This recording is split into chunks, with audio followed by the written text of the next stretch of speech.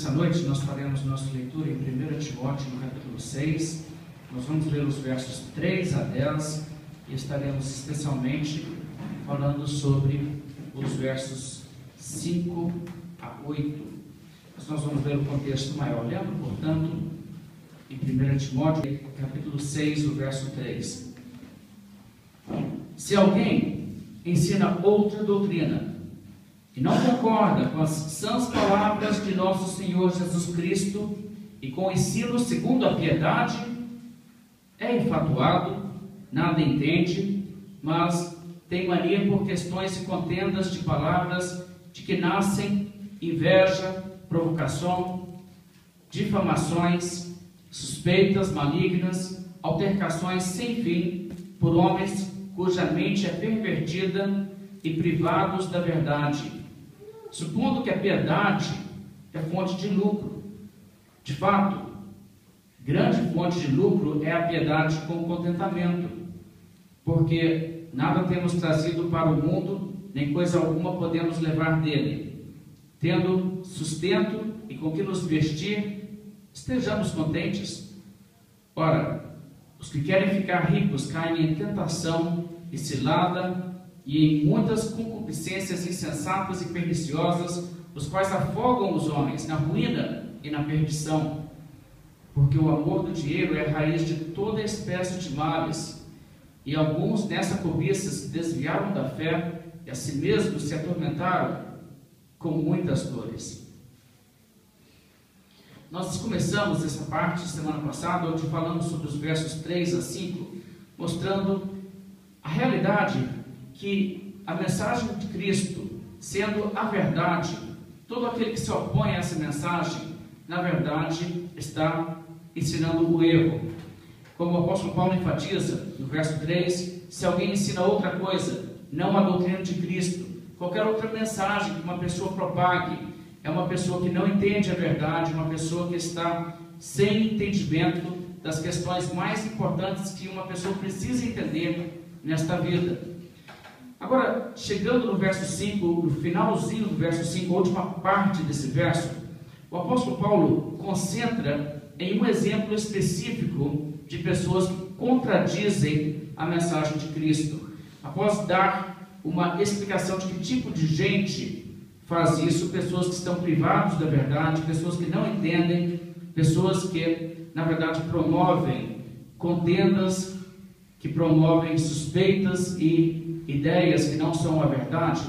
Ele diz, supondo que a piedade é fonte de lucro.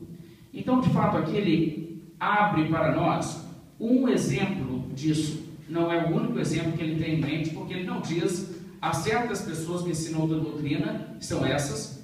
Ele diz, se alguém ensina outra doutrina que não seja de Cristo, então venha a ser o caso dessa pessoa, que ela não entende a verdade, ela está lutando no erro contra a verdade. Mas agora aqui no verso 5, ele dá esse exemplo, que seria um caso onde pessoas de fato estariam se opondo à verdade e se opondo a Deus. Pessoas que supõem que a piedade é fonte de lucro. O que tem a ver isso? Na verdade, a palavra piedade aqui tem a ver com a sua devoção, a sua vida religiosa, a sua espiritualidade. Algumas pessoas acreditam que a religião ou a espiritualidade seja fonte de lucro, uma forma de se enriquecer, de conseguir as coisas, de conseguir as bênçãos materiais, de conseguir também as bênçãos de saúde, as bênçãos de ordem na família, todas aquelas coisas que podem ser benefício físico para uma pessoa, nas coisas dessa vida. Agora, é claro, existe uma realidade que muitos dos problemas das pessoas são problemas que elas mesmas plantam através de falta de sabedoria. Então, pessoas podem, por exemplo, acabarem perdendo muitas coisas, assim, muito dinheiro com tolices. E se uma pessoa for sábia, ela não fará isso.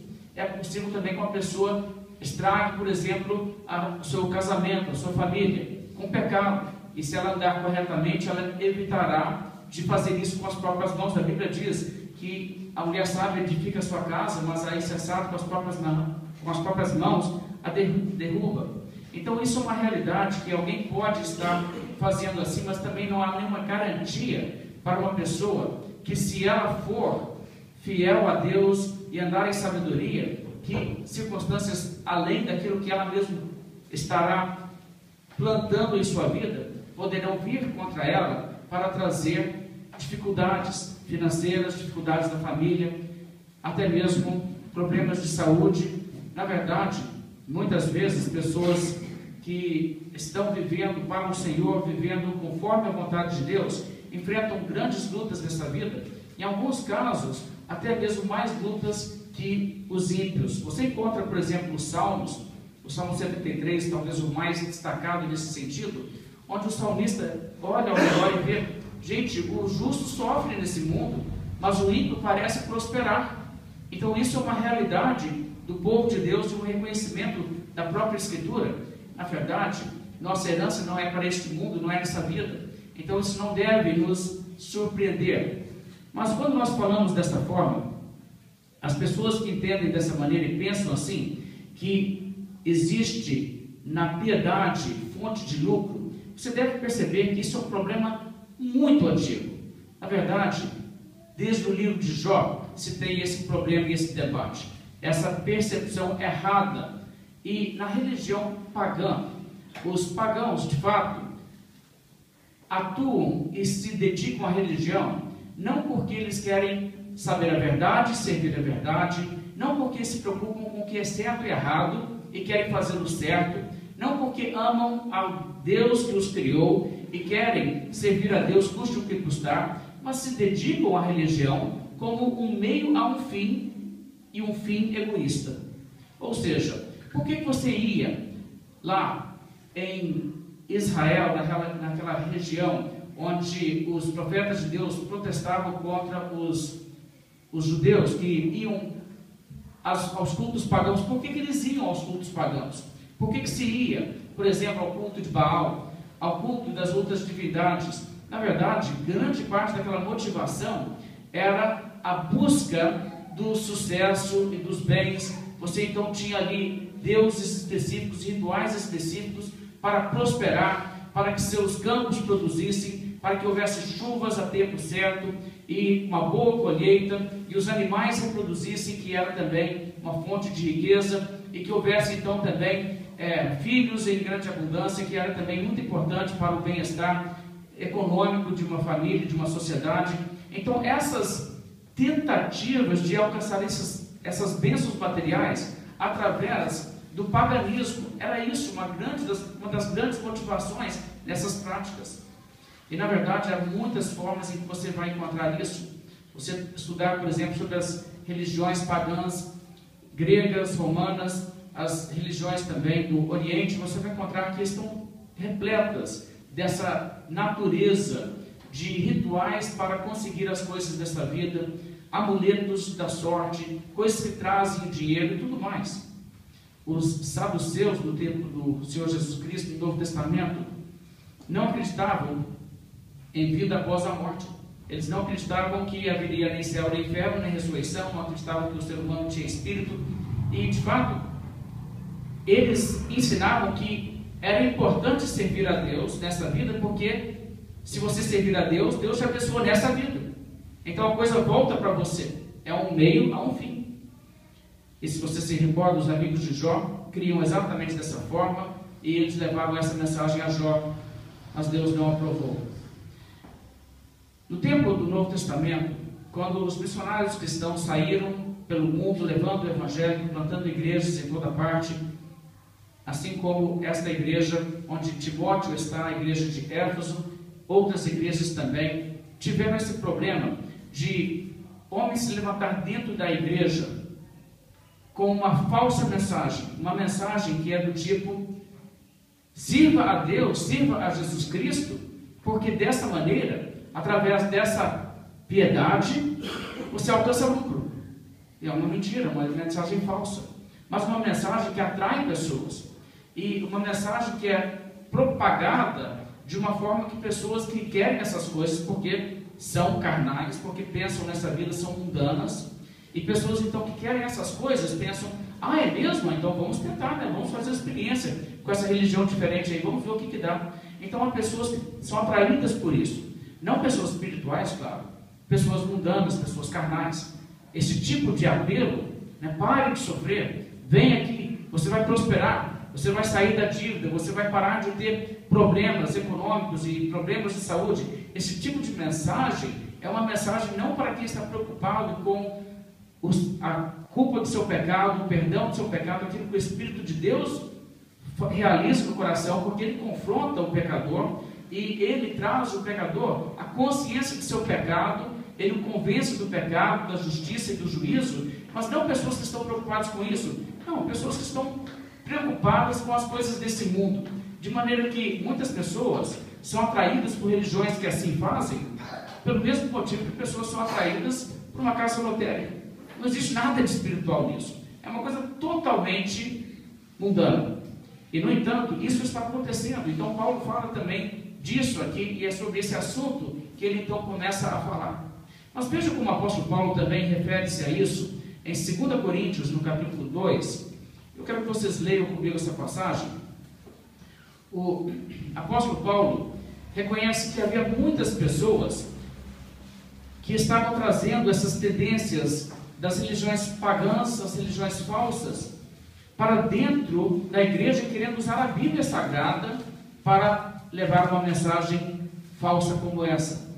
Através de uma vida de piedade, você pode ter lucro. 2 Coríntios 2, verso 17, veja como que ele se expressa.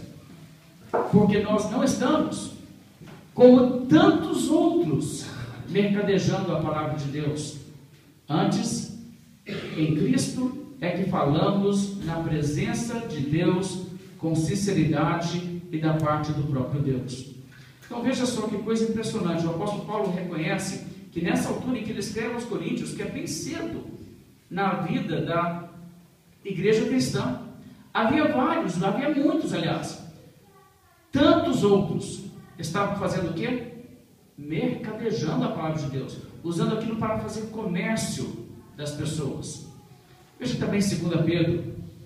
O apóstolo Pedro tem essa mesma contenda contra falsos profetas que são movidos por avareza, que fazem comércio de pessoas, prometem coisas que não são verdadeiras, apenas para atrair adeptos e então poder fazer uso dessas pessoas.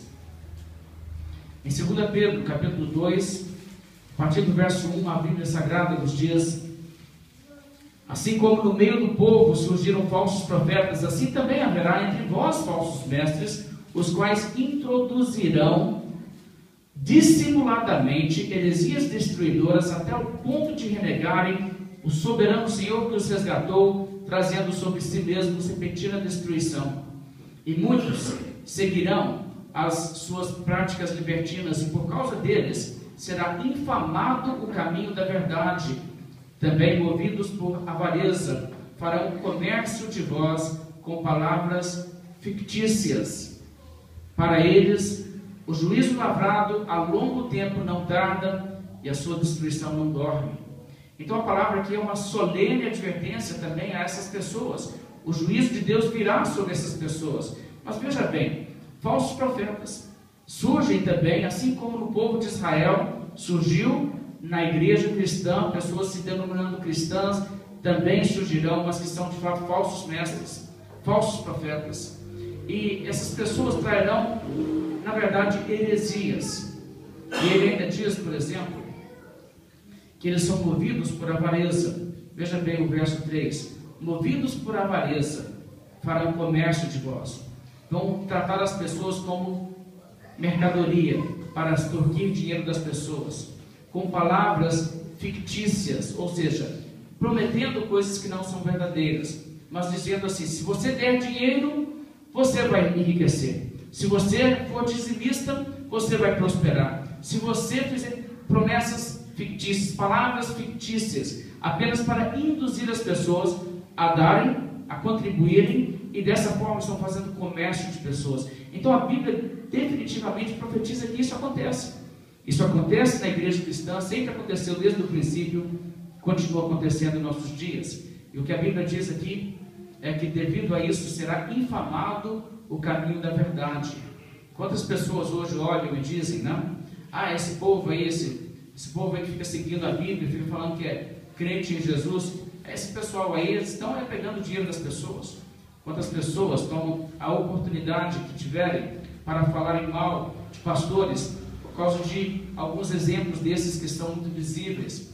Então você percebe que essa difamação do caminho da verdade é de fato exatamente o que a Bíblia diz que acontece mesmo. Mas o apóstolo Paulo, como nós já lemos, ele diz: nós não estamos como tantos outros mercadejando a palavra de Deus. Essa não é a nossa prática, mas existem pessoas assim, e pessoas assim precisam realmente ser expostas. E por isso o apóstolo Paulo está falando a Timóteo sobre isso agora. Existem pessoas assim, elas não entendem a verdade, elas não servem a Cristo, elas estão servindo, como ele diz em Romanos 16, a seu próprio ventre. Eles não são sinceros, não estão buscando nem o bem das pessoas. E a forma mais atual, isso que a Bíblia está dizendo aqui é recorrente ao longo da história e hoje é mais atual que nunca. Você encontra, por exemplo, isso no chamado Evangelho da Prosperidade. Hoje em dia as pessoas que pregam o que é chamado de Evangelho da Prosperidade estão fazendo exatamente isso, sugerindo e ensinando que a piedade é fonte de lucro. O Evangelho da Prosperidade, ele surge, na verdade, na sua modalidade atual, nos Estados Unidos, em tempos recentes. E é muito interessante que as origens, se você fizer um estudo sobre isso, eu não vou entrar nesse assunto, porque não é bem necessário para entender o texto aqui, mas se você fizer um estudo sobre a origem, você vai ver que isso vem diretamente das religiões falsas, vem diretamente do paganismo. Eles pegam conceitos de religiões pagãs e trazem para dentro da igreja e querem fazer uma leitura da Bíblia como se essa fosse uma ótica de interpretação devida. E não é nenhuma prática cristã que eles introduzem.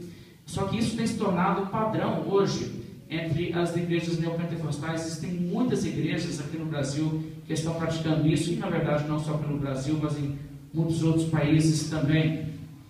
E isso incentiva muita superstição, a crendice, e explora, na verdade, a credulidade das pessoas. E nós temos uma população aqui no Brasil com, em geral, bem pouca instrução sobre a Bíblia. As pessoas são supersticiosas, pessoas creem em superstições como astrologia, amuletos mágicos. Quantas pessoas não têm esses objetozinhos que eles põem em casa para proteger, objetos no carro para proteger contra acidente? Isso é muito da cultura. Nós temos aqui uma mistura sincretista de paganismo com alguns conceitos do cristianismo que predominam. E se você observar, aqui no Brasil você vê muitas coisas que vêm diretamente das religiões falsas. Pessoas usam, por exemplo, estátuas de Buda para atrair dinheiro e prosperidade. Ou se você já entrou em algum estabelecimento, você vê ali um Buda virado de costas, né? Para atrair dinheiro, para chamar dinheiro. Pura superstição e coisa pagã. Ou às vezes outras coisas, objetos assim que devem trazer isso, como elefante, ou figa, ou trevo de 4 folhas, ferradura. Tem aquela opção de coisas, tudo na categoria da superstição. Isso tudo vem da crendice. Só que isso vem acontecendo também em igrejas que insistem em se chamar evangélicas. Você vê, por exemplo, uma superstição muito antiga é de você carregar uma chave no bolso para você ter sucesso. Então, dentro da superstição, a coisa funciona desse jeito. Você pega uma chave aí, de preferência uma chave velha, antiga, uma chave que você não usa. Pode ser uma que você usa, não. Na chave da sua casa, não. Carrega esse negócio no seu bolso e isso vai abrir as portas da sua vida. Superstição. E até que mesmo em Lafayette, pessoas em certas igrejas evangélicas têm falado o que você tem que fazer para Deus abrir as portas, para você ter um carro novo. Você vai aí onde vendem chaves, você pega uma chave daquele carro, do modelo que você quer. Você chega lá e fala assim, né? Eu quero uma chave de um BMW. Não sei nem se é fácil achar isso por aqui. Mas você vai lá e você pega uma chave de um BMW lá, fica carregando aquele negócio no bolso. Pode ser uma chave lisa. E aí Deus vai fazer com que aquilo traga um milagre. Agora, na verdade, as pessoas mais espertas, eles não dizem, vá até um chaveiro e compre uma chave. Eles falam, vem aqui, compre aqui, nós temos chaves aqui. Elas são sempre um pouco mais caras do que o chaveiro venderia. E outras práticas também, você vê, por exemplo, o copo de água usado para eliminar energia negativa, atrair bênção, pura superstição. O pessoal fala para colocar isso em cima de televisão, coisas assim. Óleo.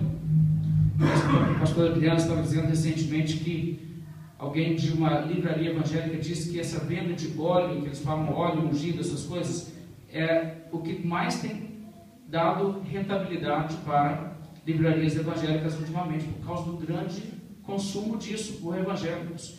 E isso também é pura superstição, é confiar em magia, em coisas desse tipo. Água do Rio Jordão. Tem pessoas que pegam água e dizem que é do Rio Jordão, nunca tem como realmente se saber se é, mas dizem que é. E eles falam que isso então faz uma limpeza, uma purificação espiritual. Um certo site estava dizendo que se você for batizado lá, eles usam água do Rio Jordão e é outro valor, o batismo é outro nível o negócio. Tijolo ungido, para ter a casa própria. Você compra esse tijolo que foi ungido, abençoado, o pastor impõe as mãos e ora sobre ele. Algum tempo atrás, estavam fazendo a trombeta de Jericó. Pegavam dessas buzinas, como eles usam em estádio, já viu aquelas buzinas? Pó, no estádio, fazendo a bandeira. Negócio de plástico baratinho, aquele negócio, para quem revende, não deve custar nem R$2 aquele negócio. Vendendo aquilo ali, tipo, a R$20, trombeta de Jericó. Você toca aquele negócio em casa, faz uma oração e as muralhas, os obstáculos da sua vida vão desabar. Pulseiras abençoadas.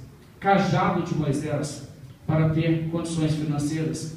Uma pequena lâmpada, você acende ela 3 vezes ao dia e ela traz prosperidade para seu lar. Veja, essas coisas todas são, na verdade, amuletos. E você sabe o que é isso? Acreditar nessas coisas? Isso é bruxaria.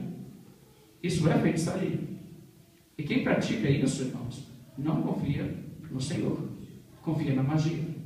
Então, esse tipo de coisa não é cristianismo. Rituais. A Igreja Quadrangular do Templo dos Anjos em Belo Horizonte inventou uma recentemente. Eles foram até Mariana, onde tem mina de ouro. Desceram lá, como se fosse um grande sacrifício da parte deles, desceram lá dentro da mina e buscar água, e falaram que era a água da mina de ouro para realizar batismo de prosperidade. Então estavam fazendo isso. Aí você tinha que ir lá fazer parte da campanha, tudo lá, fazer uma oferta, e você podia receber esse batismo da prosperidade. Correntes, campanhas, todas essas coisas. As pessoas falam da confissão positiva. Confissão positiva é uma versão pseudo-evangélica de O Segredo. Conhece O Segredo? O Segredo é um livro aí que fez muito sucesso, e agora tem todo um site, tem página no Facebook e tudo, para quem acredita em paganismo. Mas o segredo é uma coisa assim, eles falam que é a lei da atração, o que você fala, o que você projeta, isso volta em você. E isso é pura estupidez. A Bíblia mostra que quem controla tudo é Deus. O Senhor enriquece, o Senhor empobrece. O Senhor dá vida, o Senhor tira a vida. Ele exalta e Ele abate. O Senhor é Deus. E não é o seu pensamento, a sua palavra. Você não tem poder de professar nada e fazer, gerar e acontecer. Sabe, é até assim estranho, as pessoas estão falando por aí hoje, a sua palavra tem poder. Não, a palavra de Deus é que tem poder. Você pede a Deus em oração, Deus faz se Ele quiser.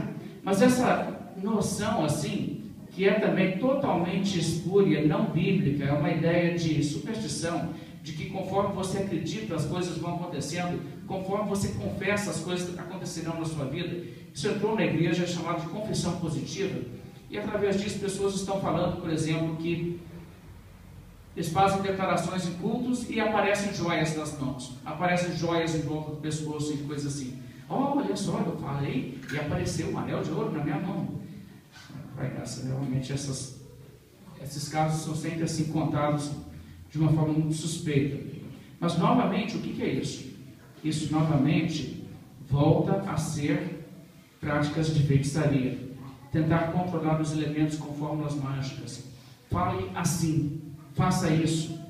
E é muito triste, irmãos, quando você vê pessoas agindo como se eles pudessem fazer orações poderosas, aquela coisa, o jeito de falar, a pessoa respira fundo, meio que fundo, e fala um negócio, e aí aquela oração é poderosa. Sabe, de vez em quando alguém me pede para orar, e quando eu oro, você sabe como eu oro, eu não grito com Deus, eu não ousaria fazer uma loucura dessa. A gente pede a Deus o que a gente tem a pedir, a gente pede com humildade, a gente reconhece que Ele pode dar, Ele pode não dar, a gente suplica, a gente implora, mas a gente não bate pé e determina, porque isso é uma arrogância indizível agir assim com Deus. E algumas pessoas, às vezes, que não são assim da nossa congregação, não nos conhecem, me pedem, aproximam de mim: você é pastor, faz uma oração por mim. Eu faço uma oração, a pessoa assim, às vezes assim, fica decepcionada. Eu vejo que a pessoa fica decepcionada porque ela assim, só isso. As pessoas querem aquela coisa assim, como se fosse um teatro, né? Como se fosse assim, uma coisa que gerasse poder por um ritual, por uma fórmula. Irmãos, a oração em si não tem poder, quem tem o poder é Deus. É Deus que tem misericórdia de nos dar aquilo que nós pedimos. Não é nós que podemos fazer uma coisa que põe energias em movimento para atrair certas coisas. Isso não existe. Isso é pura superstição. Então, essas coisas, irmãos, que nós estamos falando, essas coisas são reais, estão acontecendo hoje, e essas coisas são tristes e graves. Como vocês sabem, existem muitas artimanhas usadas por os pregadores desse tipo para conseguir tirar o dinheiro das pessoas, fazem promessas que não se cumprem. Se você ligar a televisão, você vai frequentemente encontrar pessoas dando testemunho como: eu comecei a dar dinheiro aqui, eu fiz campanha tal, e as coisas mudaram na minha vida, agora eu sou empresário, não sei o quê. Mas se nós pegássemos as pessoas que fizeram essas coisas, doaram dinheiro e fizeram muitas coisas dessa natureza e nada disso se cumpriu em suas vidas, nós teríamos que alugar todos os canais de televisão e passar 24 horas por dia testemunhos de gente que ficou desiludida, e a fila ia só crescer, não ia acabar. Tanta gente que essas pessoas têm lesado, falsas promessas, agem de maneira que manipula a pessoa, cria um contexto de pressão. Vocês têm certamente conhecimento disso, mas eles fazem coisas do tipo: fazem uma oferta onde colocam a pessoa com aquela ideia que se ela não ofertar, ela não vai ser abençoada por Deus. E depois eles dizem alguma coisa assim: eu sei que tem gente que está aqui hoje que não ofertou, eu não quero que ninguém saia sem ser abençoado, vou dar uma segunda chance. E depois falam assim: ainda tem gente que não ofertou, então se você viu uma pessoa perto de você que não ofertou, faça o seguinte: dê uma coisa para ela, para que ela tenha uma coisa para ofertar, para ela não ficar sem ser abençoada. E aí é claro que a pessoa se torna tão envergonhada que tipicamente acaba tirando alguma coisa. Então essas formas de manipular pessoas, constranger as pessoas, as chantagens, ameaças: se você não contribuir, vai vir maldição de Deus na sua vida. Até mesmo trízimo se tornou uma palavra no meio evangélico ultimamente, uma coisa maluca. Pessoas incentivadas a fazerem coisas imprudentes. Se você não tem dinheiro para você sair do aluguel, você pega então o valor do aluguel, você paga todo mês, você manda para esse ministério e Deus vai fazer com que você tenha a sua casa própria. Gente, que coisa triste. Coisa muito triste. Pessoas fazendo coisas assim. Se a pessoa não receber depois conforme é prometido, não vai poder denunciar no PROCON. Mas Deus vê. E Deus sabe. E por isso, irmãos, a Bíblia diz que aqueles que ensinam terão um juízo muito mais severo. Isso é triste. Sabe, irmãos, eu quero ler a vocês algumas palavras desses indivíduos que ensinam dessa forma. Um teólogo da prosperidade americano chamado Mike Murdock veio ao Brasil recentemente, fez bastante estrago, deu bastante mau testemunho, levou muito o nome do Evangelho a ser blasfemado. Mas ele fala o seguinte: dinheiro atrai dinheiro. Então ele fala que existe a lei da semente. Se você semear dinheiro, dinheiro volta para você. Ou seja, piedade e fonte de lucro. Ele também prega que existem aproximadamente 6 níveis de semeadura. Segundo ele, um destes níveis é uma semente de 1000. Depois tem também outros níveis: 58, 100, 200, 8.500. E ele vai dando esses valores. Assim, você tem que fazer uma coisa assim, dependendo do que você quer, você tem que semear uma coisa que ela volta para você. René Terranova, que tem se intitulado de pai apóstolo no Brasil, e é, na verdade, uma pessoa que nada tem a ver com a fé evangélica, mas ele fala o seguinte: prosperidade se dá exclusivamente pelo fato do indivíduo ser generoso financeiramente com o ministério. Ele fala então assim: quanto mais os líderes e pastores forem prósperos, mais prósperos se tornarão os membros da igreja. Conveniente, não? Se o líder espiritual for abençoado em suas finanças, toda a igreja será. O bispo Renato Cardoso, da Igreja Universal, ele é genro do Edir Macedo, ele fala que pobreza é sinal de fracasso. Eu quero citar aos irmãos palavras exatas dele. Ouça o que ele disse: o diabo não se importa tanto quando o povo tem saúde, mas continua pobre, quando tem boa família, mas continua pobre, quando se liberta dos vícios, mas continua pobre, quando tem um bom caráter, mas continua pobre. O diabo não importa não. Se você for uma pessoa boa, tiver uma família saudável, um bom caráter, uma vida de exemplar moralmente, o diabo está nem aí. Aí ele diz: por quê? Porque ninguém dá ouvido ao pobre. Se o povo de Deus for pobre, então ninguém vai querer ouvi-lo nem respeitá-lo, pois a pobreza neste mundo é sinal de fracasso. Isso é uma coisa que foi colocada no site da Arca Universal. Agora, você vê uma declaração como essa, como isso é absurdo. Deus não quer saber. O que é importante para Deus, mais do que você ter um bom caráter, do que você ter uma boa família, do que você ter essas outras coisas todas, é importante você ser próspero. Os defensores da teologia da prosperidade advogam a causa de que a prosperidade e as riquezas são características inquestionáveis daqueles que seguem a Cristo. Se você não tem prosperidade, é porque não está em sua vida a bênção de Deus. Piedade é fonte de lucro. É disso que a Bíblia está falando, e é isso que Paulo está criticando. Agora eu quero analisar essas ideias biblicamente, para que vocês vejam como isso é totalmente antibíblico. Não existe uma possibilidade mínima de uma pessoa sincera ler a Bíblia e concluir que a Bíblia ensina isso. Uma pessoa que conclui isso, na verdade, não conhece a Bíblia. Uma pessoa que crê isso não conhece a Bíblia. Uma pessoa que ensina isso está combatendo a Bíblia. Isso não é a palavra de Deus, não é a mensagem do cristianismo. Vamos começar olhando em Lucas capítulo 2. Você sabia que Maria e José eram pobres? Maria e José eram pobres. Deixa eu perguntar uma coisa. Quanto dinheiro custa um animal tipo uma ovelha?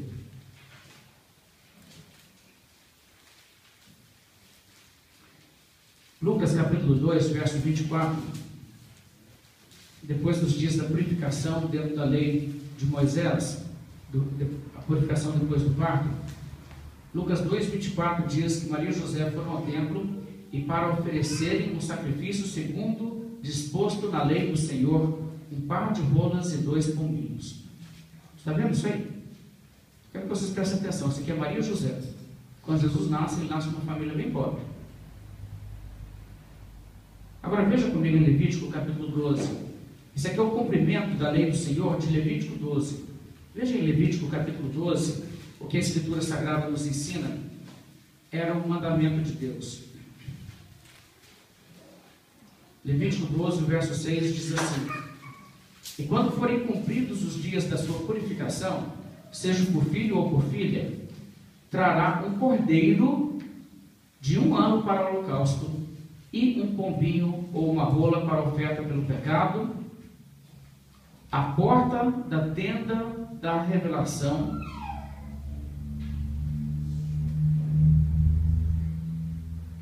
e ao sacerdote, o qual o oferecerá perante o Senhor, e fará expiação por ela. Então ela será limpa do fluxo do seu sangue. Esta é a lei da que der à luz menino ou menina, mas Se as suas posses não bastarem para um cordeiro, então tomará 2 rolas ou 2 pombinhos, um para o holocausto e outro para a oferta pelo pecado. Assim o sacerdote fará expiação por ela e ela será limpa. Vocês viram o que está dizendo? A lei dizia que a pessoa deveria levar o quê? Deveria levar um cordeiro e, além do cordeiro, um pombinho ou uma rola. Mas, o verso 8 dá uma exceção. Se suas posses não bastarem para o cordeiro, ou seja, se for uma pessoa que não tiver condições financeiras de comprar um cordeiro, então faz o quê? Aí pode levar 2 pombinhos, 2 aves, 2 rolas ou 2 pombinhos. O que isso te fala? Maria e José, pobres, pessoas virtuosas, pessoas exemplares, pessoas que tiveram um papel muito especial no plano de Deus. E alguém vai chegar e dizer assim: ah, mas Maria e José, eles eram pobres, porque eles, né, eram pessoas longe de Deus, né, muito longe do propósito de Deus, pessoas sem espiritualidade nenhuma, né, não tinha fé. Ah, vai nessa. Lucas capítulo 9. Jesus era pobre. Jesus passou o seu ministério todo, sua vida toda em pobreza, tanto é que ele teve que receber ofertas de outros para o seu sustento. Mas a Bíblia nos diz que nessa circunstância, Jesus realizando o seu ministério, havia uma pessoa que queria seguir a Jesus, mas Jesus, já sabendo do coração dele, sabia que ele não estaria disposto a enfrentar dificuldades. Lucas 9:57, a Bíblia diz: e indo eles caminho fora, alguém lhe disse: seguir-te-ei para onde quer que fores. Mas Jesus lhe respondeu: as raposas têm seus covis e as aves do céu ninhos, mas o Filho do Homem não tem onde reclinar a cabeça. Jesus não tinha casa própria. Por que ele não arranjou um tijolo no gelo? Irmãos, você vê o quanto que isso é blasfemo?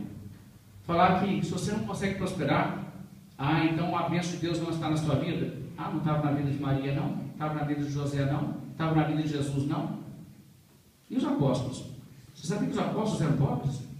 Todos eles viveram pobres. Veja em Atos capítulo 3. E você começa a perceber claramente que essa doutrina de que se você for fiel a Deus, se você tiver fé, você vai prosperar. Você vê claramente, irmãos, que essa doutrina ela é diabólica. Se crêssemos nisso, teríamos que acreditar que Jesus não é de Deus, Maria não é de Deus, José não é de Deus, os apóstolos não são de Deus. Teríamos que acreditar que todo esse pessoal aí estava longe da bênção de Deus. Atos capítulo 3, verso 1. Pedro e João subiram ao templo para a oração da hora nona. Era levado um homem coxo de nascença, o qual punha diariamente à porta do templo chamada Formosa, para pedir esmola aos que entravam. Vendo ele a Pedro e João, que iam entrar no templo, implorava que lhe dessem uma esmola. Pedro, fitando juntamente com João, lhe disse: olhe para nós. Pedro e João, 2 apóstolos. Eles ficavam atentamente, esperando receber alguma coisa. Pedro, porém, lhe disse: não possuo nem prata, nem ouro, mas o que tenho, isso te dou, em nome de Jesus Cristo Nazareno anda. Vocês notaram o que Pedro disse aqui? Não possuo nem prata, nem ouro. Que declaração! Pedro não disse: não tem aqui comigo. Sabe aquela coisa que o pessoal gosta de falar, que alguém pede uma esmola? Não tem nada comigo aqui agora não. Não, o que ele disse? Eu não possuo. Eu não tenho. Não é que eu não tenho comigo. Eu não sou dono de ouro nem prata. Pedro era pobre. João também. Eles viveram nessa vida uma vida muito austera, muito dura até. Veja o apóstolo Paulo em 2 Coríntios capítulo 6. Veja o que o apóstolo Paulo tem a dizer sobre isso, sobre a sua condição. O apóstolo Paulo, em 2 Coríntios capítulo 6, o verso 4, fala assim: pelo contrário, em tudo, recomendando-nos a nós mesmos como ministros de Deus, na muita paciência, nas aflições, nas privações, nas angústias, nos açoites, nas prisões, nos tumultos, nos trabalhos, nas vigílias, nos jejuns, Agora, vamos parar aí um minutinho, vamos observar. O que Paulo está dizendo? Ele diz: nós nos apresentamos, nos recomendamos a nós mesmos como ministros de Deus, marcados pelo quê? O que ele diz que nos caracteriza como ministros de Deus?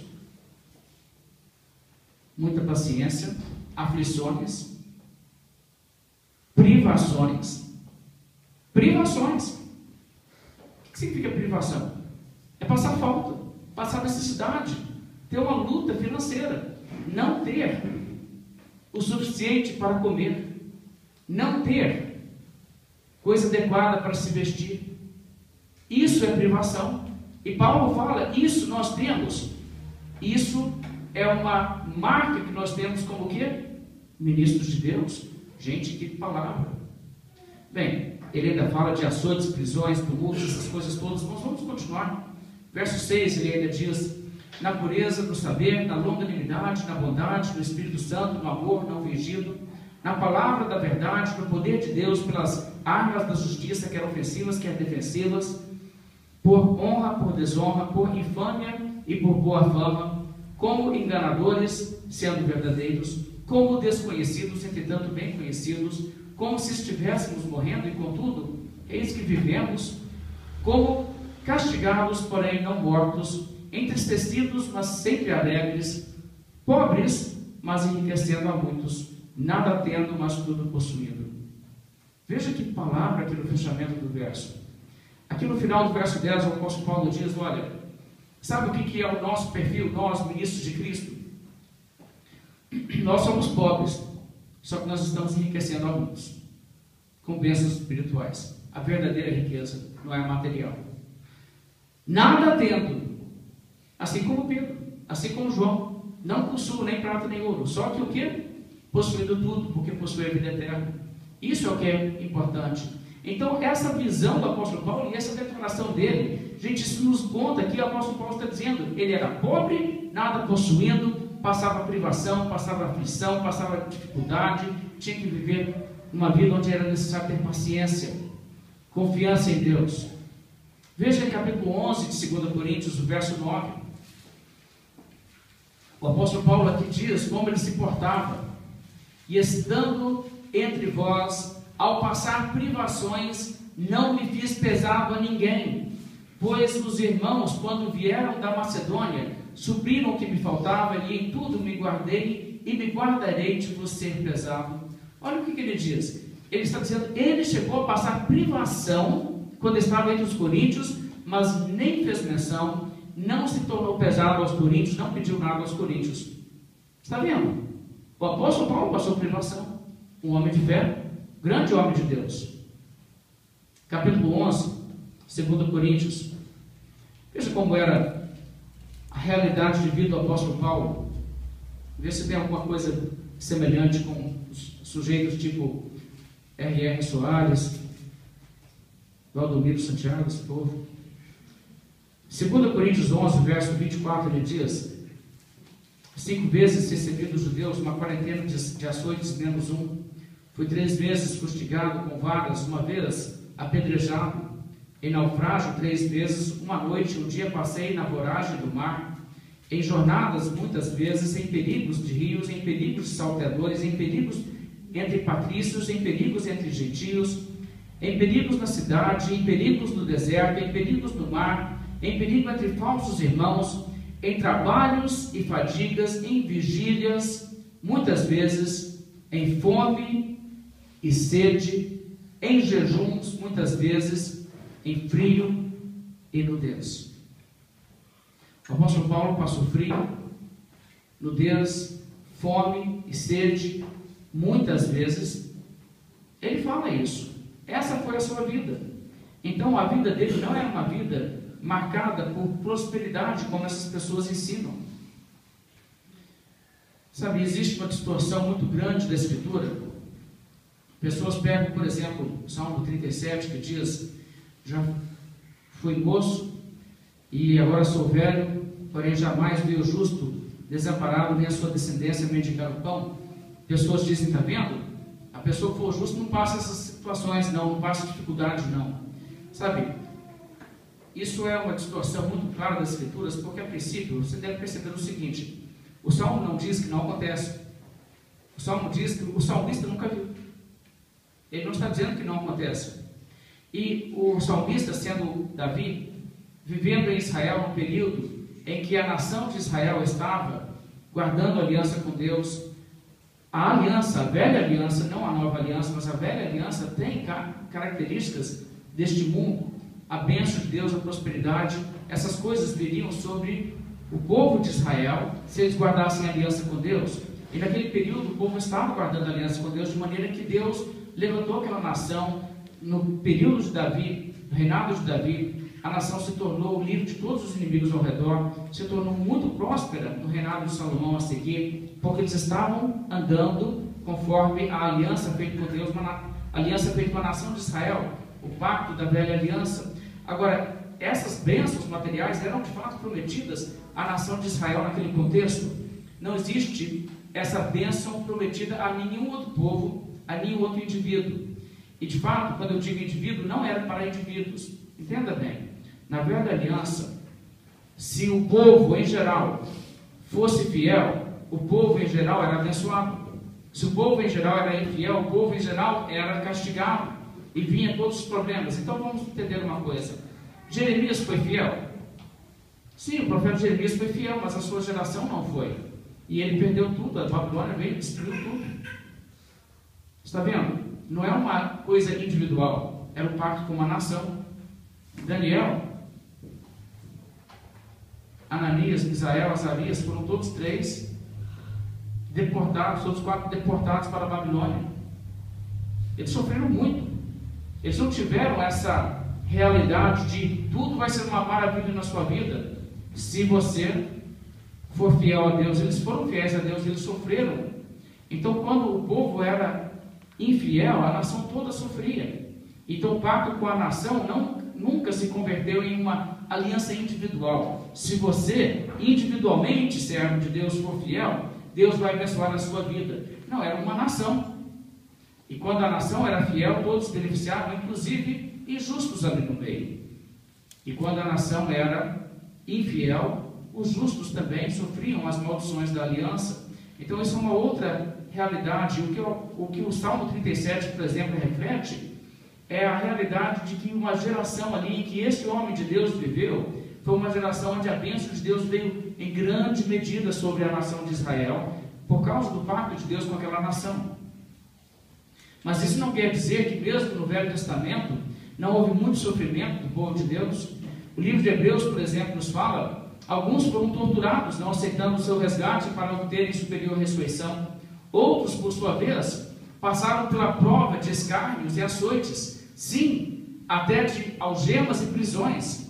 Foram apedrejados, provados, cerrados pelo meio, mortos ao fio da espada, andaram peregrinos, vestidos de peles de ovelhas, de cabras, ou seja, não tinham uma roupa adequada, usou o que podia, necessitados, afligidos, maltratados, homens dos quais o mundo não era digno, errantes pelos desertos, pelos montes, pelas covas, pelos antros da terra. Então a Bíblia nos conta que havia sim muitas pessoas que passaram essas situações. E o Senhor Jesus Cristo nos fala de uma pessoa mais pobre do que qualquer pessoa que você provavelmente conheça, que era fiel a Deus e foi para o céu. Ora, havia certo homem rico que se vestia de púrpura e de linho finíssimo e que todos os dias se regalava esplendidamente. Havia também certo mendigo chamado Lázaro, coberto de chagas, que jazia à porta daquele, desejava alimentar-se das migalhas que caíam da mesa do rico, e até os cães vinham lamer-lhe as úlceras. Mas, irmãos, veja só o que acontece. A passagem aqui da Bíblia fala o seguinte: aqui você tem um indivíduo que é rico, veste roupa chique, tem essa luxúria toda na vida, e o outro é um mendigo. O que mendigo faz? Mendiga pão. E ele era justo. E ele não tinha saúde, vivia na rua, desejava alimentar-se de migalhas, tinha feridas, úlceras abertas no corpo. Essa era a sua luta. Só que ele morreu e foi para o céu. Esse é que foi para o céu. Pela teologia da prosperidade, esse homem não tinha preso na vida dele, o outro que sim. Totalmente invertido do que Jesus ensinou. Totalmente o inverso. Então, na verdade, essa maneira de tratar é uma contradição de tudo que a Bíblia ensina. Que a verdade e o caráter espiritual da religião não está ligado com essas coisas. Bem, tendo falado essas coisas, vamos voltar para capítulo 6 de 1 Timóteo. E enquanto vocês abrem novamente até lá, eu quero refletir sobre as coisas que nós acabamos lendo na Bíblia. O que isso nos diz sobre uma pessoa que declara: o diabo não se importa se você tem caráter, se você tem uma boa família, desde que você seja pobre. Isso é fracasso. Você acha que Lázaro foi para o céu, foi um fracasso? Fracasso para o rico que foi para o inferno. Irmão, se você tiver a salvação da sua alma, você é eternamente feliz. Se você morrer nesse mundo e for para o inferno, não importa que você tenha sido um rei, que adianta ganhar o mundo inteiro e perder a sua alma. Verso 6, 1 Timóteo capítulo 6, o apóstolo Paulo prossegue e diz o seguinte: de fato, grande fonte de lucro é a piedade com contentamento. E aqui ele faz uma coisa interessante, porque ele fala: olha, a piedade com contentamento é sim uma grande fonte de lucro, mas esse lucro não é um lucro material, é um lucro do que é real riqueza, lucro espiritual, lucro de você ter um relacionamento com Deus, conhecer a Cristo, ter o perdão dos pecados, ter a vida eterna, ter um Deus maravilhoso que você conhece, que você serve. E isso é lucro. Isso é um lucro muito maior. Sabe, a verdadeira riqueza não é a riqueza material, não é dinheiro. A verdadeira riqueza não é assim. Tiago, por exemplo, falou assim: não escolheu Deus os que para o mundo são pobres, para serem ricos em fé e herdeiros do reino que ele prometeu aos que o amam? E eu te pergunto, quem é mais rico? A pessoa que é herdeira do reino de Deus ou a pessoa que tem muito, muito dinheiro? Quem é mais rico? O crente em Cristo, que tem a sua fé em Cristo e tem o perdão dos seus pecados, que de todos os crentes de Lafayette é o mais pobre, ou o Donald Trump? O Donald Trump é pobre, ele só tem dinheiro. Ele só tem dinheiro. Ele não tem a salvação. Ele não conhece Jesus. Sabe o que é triste? O mundo se impressiona com essas coisas, mas Deus escolheu os pobres para serem ricos em fé e herdeiros do seu reino. Veja Apocalipse no capítulo 2. A piedade, de fato, é fonte de grande lucro, nesse sentido, o lucro de você ser rico em fé, herdeiro do reino de Deus. E aqui em Apocalipse capítulo 2, olha o que o Senhor Jesus Cristo diz para uma igreja sua que era pobre porque era perseguida. Os romanos perseguindo a igreja devem ter, na verdade, confiscado os bens, pessoas devem ter tido que fugir de casa, e nisso os romanos confiscaram a sua casa, perderam tudo. Apocalipse 2, verso 9, o Senhor Jesus Cristo fala essas palavras consoladoras a esse povo: conheço a tua tribulação, a tua pobreza, mas tu és rico. Sabe o que é isso? Vocês perderam tudo, não é? Vocês perderam os bens, mas vocês são ricos.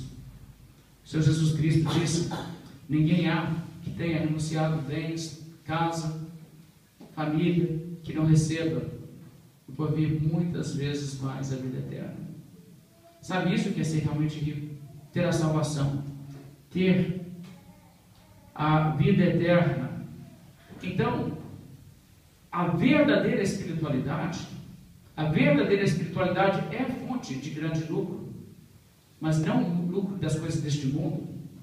Mas você notou que a verdadeira fonte, a verdadeira piedade é a piedade com contentamento. Contentamento, que palavra interessante. Contentamento. Você é contente? Você é contente com o que você tem? O que é o contentamento? Bem, nós podemos ver o contentamento em alguns exemplos. Eu vou apenas citar. O contentamento é aquela pessoa resignada que diz: o que importa para mim é que eu tenho Deus, não importa mais nada. Contentamento é aquela pessoa que diz para Jesus: para quem iremos? Tu tens essas palavras da vida eterna. Contentamento é aqueles que dizem para Nabucodonosor, sob a ameaça de serem lançados para dentro do fogo: essa é uma questão muito simples. Se o nosso Deus, a quem nós servimos, quiser livrar-nos da fornalha de fogo, Ele nos livrará. Mas se não, fica sabendo, ó rei, que de qualquer forma não serviremos a teus deuses, nem adoraremos a estátua de ouro que levantaste. Isso é contentamento. Nós temos Deus. Se nós perdermos a vida, não faz mal. Pode nos lançar no fogo. Se Deus quiser nos salvar, Ele tem poder, Ele pode. Mas se Ele não fizer também, não é por isso que eu estou servindo a Deus. Eu sirvo a Deus porque eu amo a Deus, eu não vou servir outro Deus. Se me matar, perco minha vida. Mas não perco meu Deus. Isso é contentamento. Sabe o que é contentamento? Contentamento é o que nós vemos em Jó. Jó era rico, Deus havia abençoado Jó. Então o diabo chegou acusando que Jó era rico porque Jó era interesseiro. Jó era fiel a Deus porque Jó era interesseiro. Jó era abençoado, então Jó era interesseiro. Jó, claro que ele servia a Deus, né? Sabe aquela pessoa que diz assim, né? Ah, se Deus me der isso, isso, isso, aí eu sirvo a Deus. Sabe, isso não é religião verdadeira. Tem um exemplo até um pouco cômico disso na Bíblia. Se você se lembra, quando Jacó fugiu, foi embora, a Bíblia diz que Jacó fez um voto a Deus assim: se Deus for comigo e me guardar neste caminho, e que eu vou seguindo, e me der pão para comer e vestes para vestir, então o Senhor será o meu Deus. Ainda daria o dízimo. Fazendo negócio com Deus, tá? Ó Deus, se o Senhor fizesse comigo, eu te dou o dízimo. Que palhaçada. Jacó nessa altura não era crente, eu espero que você entenda isso. Mais tarde ele se converteu, Deus o buscou. Mas as pessoas tentam fazer barganha com Deus, não? Vendendo passe, não? Ó Deus, tem que ser assim comigo, né? Se o Senhor me der 50 milhões de euros por ano, te dou 10%. Bem, irmãos, a Bíblia diz que o diabo falou assim com o Senhor: porventura Jó teme a Deus debalde ou à toa? Não o tens protegido de um lado, de todo lado? A sua casa e tudo quanto tens cercaste? Tens abençoado a obra de suas mãos, os seus bens se multiplicam na terra. Mas estende agora a tua mão e toca-lhe em tudo quanto tem, e ele blasfemará de ti na tua face. Sabe, o que o diabo estava realmente alegando é: Jó é um interesseiro, Jó não tem fé real. Isso é uma prova, não é? Se a pessoa perde tudo, o que ela faz? Ela revolta contra Deus, blasfema contra Deus. Deus permitiu que Jó perdesse tudo. E a Bíblia diz que Jó se levantou, rasgou seu manto, rapou a cabeça, lançando-se em terra, adorou e disse: nu saí do ventre de minha mãe, e nu tornarei para lá. O Senhor deu e o Senhor tirou. Bendito seja o nome do Senhor. E em tudo isso, Jó não pecou, nem atribuiu falta alguma a Deus. Irmãos, quantas pessoas estão andando por aí com esse trecho da Bíblia dentro da sua Bíblia, brigando e gritando com Deus: eu não aceito, como é que o Senhor deixa acontecer isso? Irmãos, isso não é a religião da Bíblia. A religião da Bíblia é uma religião de uma pessoa humilde, uma pessoa que diz: olha, eu estou resignado a Deus, Ele pode fazer o que Ele quiser comigo, eu sou servo, Ele é Senhor. Isso é que é a religião verdadeira. Mas sabe, existe uma concorrência com a religião verdadeira, existe o poder de atração da falsa religião, da ganância. Veja comigo Mateus capítulo 13. Na parábola do semeador, nós temos aqui uma passagem muito interessante, onde a Bíblia nos fala como as pessoas se tornam alucinadas por dinheiro e por finanças e começam a pensar que isso é o que mais importa e fazem tudo por essas coisas. Mateus 13, verso 22: o que foi semeado entre os espinhos é o que ouve a palavra, porém os cuidados do mundo e a fascinação das riquezas sufocam a palavra e fica infrutífera. Está vendo? A fascinação das riquezas, os cuidados do mundo, a mundanidade, a coisa dessa vida, eu tenho que ter as coisas dessa vida. E você sabe que hoje em dia tem gente que vai para uma igreja, que não frequentava uma igreja, e se torna mais materialista na igreja do que era antes? Que tragédia! Se torna mais preocupado com as riquezas. Eu tenho que ter, eu tenho que ter, eu tenho que ter. É a vitória, eu tenho que ter vitória financeira. Se preocupa mais com isso do que preocupava antes, porque nem falava que era seguidor de Jesus. Veja em Mateus capítulo 6. Mateus 6, verso 24, o Senhor Jesus Cristo diz: ninguém pode servir a dois senhores, porque ou há de aborrecer-se de um e amar o outro, ou se devotará a um e desprezará o outro. Não podeis servir a Deus e as riquezas. Não podeis, não tem como. É impossível. Se o dinheiro se tornar um Deus em sua vida, você não tem como servir a Deus. Só um Deus, só um Senhor. E um sinal certo de que o dinheiro se tornou Deus em sua vida, se é isso com que você se preocupa e se é por isso que você está praticando a piedade, pensando que a piedade é fonte de lucro. Se você está tentando, através de fazer uma barganha com Deus, através de fazer o que Deus manda, fazer com que sua vida prospere, você não está servindo Deus, você está servindo o dinheiro. O seu Deus não é Deus, é o dinheiro. A pessoa que está disposta a violar os padrões éticos de Deus para conseguir dinheiro, não é Deus o seu Deus, o dinheiro é o seu Deus. Veja o que diz em Provérbios 16, verso 8, diz assim: melhor é um pouco havendo justiça do que grandes rendimentos com injustiça. Você concorda? É melhor ser bem pobre e ser justo do que ter grandes rendimentos fazendo coisa errada. Provérbios 28, 6: melhor é o pobre que anda na sua integridade do que o perverso dos seus caminhos, ainda que seja rico. É isso que você crê? Irmãos, é isso que a Bíblia ensina. Essa é a religião da vida. Então, quando a Bíblia diz aqui, o contentamento, a piedade verdadeira, com contentamento, isso é sim fonte de lucro, não lucro material, mas o lucro de ordem espiritual.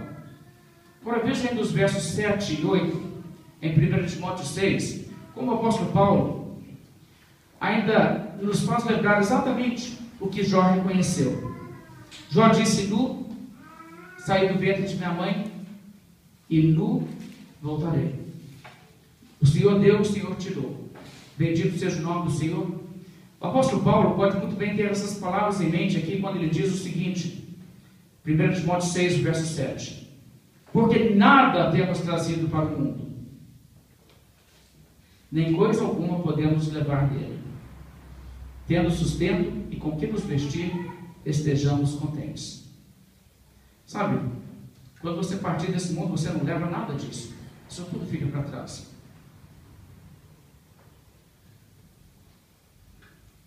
Tem uma história que certa vez um magnata morreu. Depois do enterro, todo mundo indo embora, as pessoas que trabalhavam no cemitério estavam ali fazendo aquele final da obra de enterrá-lo. E um deles perguntou para o outro: esse homem era muito rico, e quanto será que ele deixou? E o outro falou: tudo.